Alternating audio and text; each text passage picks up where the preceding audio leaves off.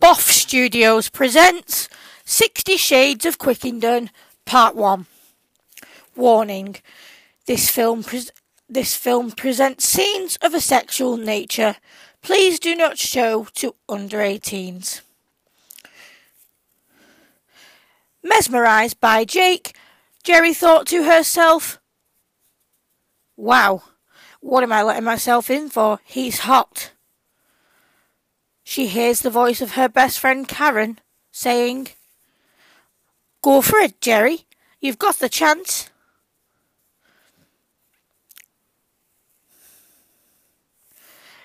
Jerry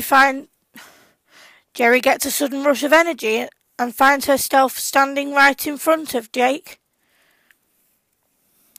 Should I? Shouldn't I? Hello? Oh my God, is that you? Jake Quickenden? Jake looks shocked. Like, yes, it is Jerry Quickenden.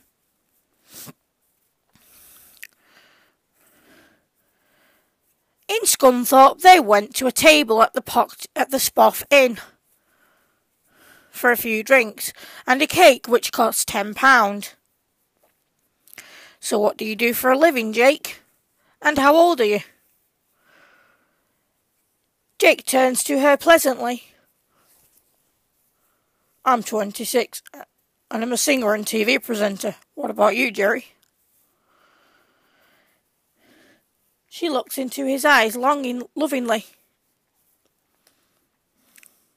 Funnily enough, I do the same thing, Jake. Jake laughed cheekily.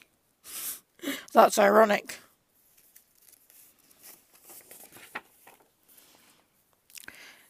The topic shifts to more serious stuff. Are you single, Jake? Jake looks into her eyes with awe. Yes. Are you single, Jerry? She looks back at him in agreement. Yes, I am, Jake. Looking to find someone soon. Hate being lonely and isolated. Sets off my depression. Jake stares at her for a moment. You have depression? I do too. I hate being isolated and lonely. It gives me the creeps. I hope to find someone soon. Someone I can trust. She looks at Jake longingly. Trust is a problem for me too, Jake. I have borderline personality disorder and paranoid schizophrenia. Jake stares at her for a moment. That must be hard. But we'll both find someone someday. Someone who cares for us, Jerry. You'll see. Jake was tall and handsome, with black hair and bright blue eyes. He was wearing a bright red top. Jerry was wearing a blue dress, being gender neutral, and had her guide dog Spoffer beside her. She couldn't help but feel for Jake. It was turning into more than friendship. Jake was on the phone, and he couldn't notice her staring at him.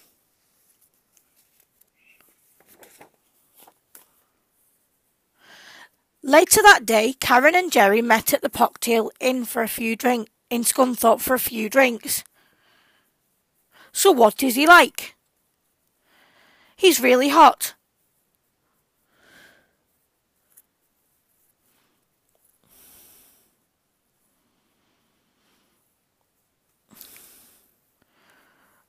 He's the kind of man anyone could ask for. He's caring, considerate, and, well, sexy, and just Jake. What do you mean, just Jake? He has all the qualities an ideal partner could have. But hands off, he's mine if I want him. You're not having him. Got it? She sort of yelled at her. Yes, I got it. I will keep my hands off Jake if you will keep your hands off Ryan. Jerry looked at Karen in astonishment. Ryan? Who's Ryan? He's a third year at Scunthorpe University I might be seeing. She smiled at Karen glumly. You lucky spoffer. I wouldn't say lucky, he's a fruitcake. What do you mean a fruitcake? He's a disorganised schizophrenic. So does that make me a fruitcake because I'm a paranoid schizophrenic? Nope, he's just a weird spoffer.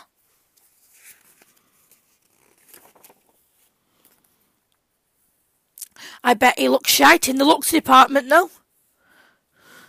Not really. Nothing compares to Jake, though, does it? No, nothing compares to my Jake. She yelled with excitement. I must see him again tonight. Quiet, or you'll probably wake up the whole of Scunthorpe. She thought to herself, I don't spoffing care if I wake up the whole of Scunthorpe. I must see my Jake Quickenden again tonight. Karen could tell what she was thinking, but said nothing. She walked Howdver and went to Bodver, dreaming of Jake that night. His soft, sexy voice and handsome looks were all she could think about. I don't quite know, but I think I'm falling in love with Jake Quickenden.